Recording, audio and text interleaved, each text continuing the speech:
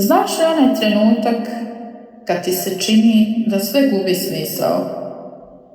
Kad misliš da nemaš snage da nastaviš?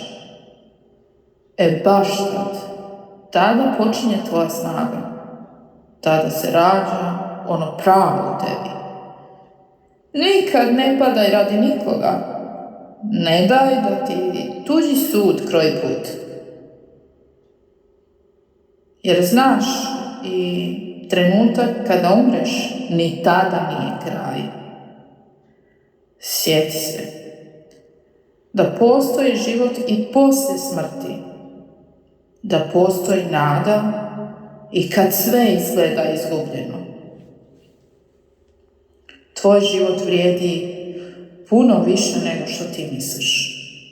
I tvoja priča tek počinje.